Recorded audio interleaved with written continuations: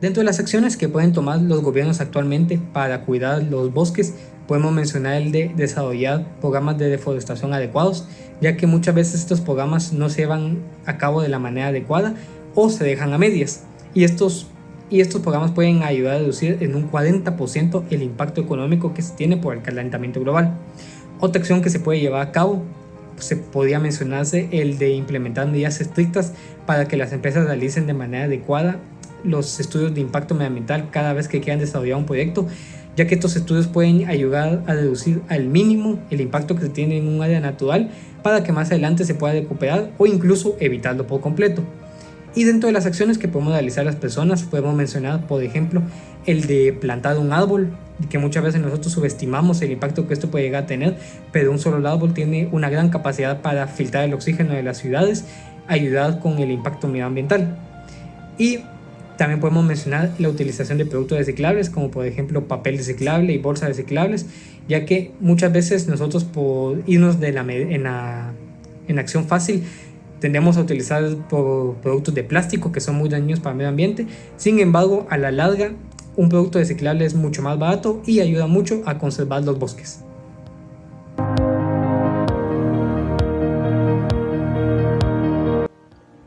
Los bosques son una parte esencial para la vida del planeta y para nuestra vida dentro de él. Ofrecen innumerables bienes y servicios que nos ayudan en una variedad de aspectos. Dentro de estos se encuentran servicios ecológicos o bienes ambientales en forma de, por ejemplo, una barrera en contra de la erosión, deslizamiento de la tierra, mantiene ríos limpios. También ofrece bienes necesarios para vivir, como agua, aire limpio, energía, vestidos, medicinas, protegen el suelo, bienes de biodiversidad en forma de fauna y flora, de flora por ejemplo en maderables y no maderables como madera, leña, frutos, semillas, fibras, látex, resinas, todas estas cosas que son utilizadas por la población en general.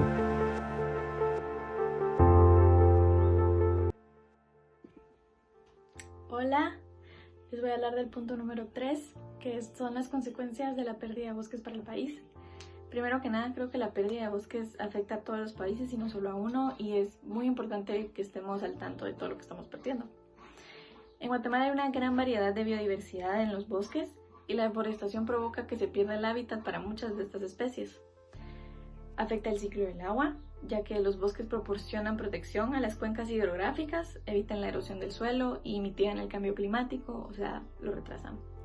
El CO2, los árboles son importantes para el ecosistema, ya que se encargan de absorber el carbono, y el 20% del oxígeno en el mundo se produce a través de los bosques. Además que un bosque puede tardar más de 65 años en regenerarse y no estamos ni cerca de regenerar bosques a la misma velocidad que los estamos deforestando. Y estos son algunos de los puntos importantes. Como primera idea, encontramos el reemplazo de aerosoles artificiales por un aerosol natural. El aerosol natural está compuesto por agua caliente, tenemos alcohol, esencias naturales y un poco de azúcar. Nuestra siguiente idea es ocupar cada una de estas botellas, ya sea de ron, ya sea de whisky, ya sea del que tengan a la mano, para crear lámparas.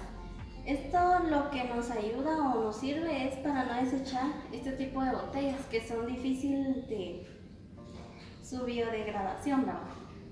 Entonces nuestra idea es generar lámparas y así moderar un poco la energía de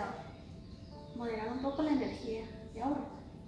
Como tercera idea es la creación de macetas para tener un ambiente fresco dentro de un ambiente donde no hay ventilación natural, ¿verdad?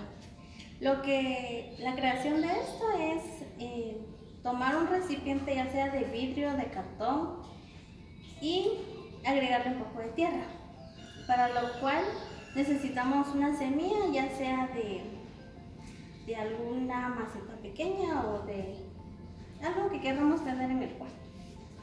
Y como una última idea, creo que es idea y recomendación para todas aquellas personas que ocupamos este equipo, que es la computadora. Lo que debemos hacer es nunca dejarla en modo de avión, por lo cual esto nos está generando energía extra que no estamos ocupando. Entonces lo que debemos hacer es dejarla apagada totalmente, ya que el dispositivo no se está utilizando, y esto lo que nos hace es ahorrar un gran porcentaje de energía, y lo cual ayuda a nuestro medio ambiente.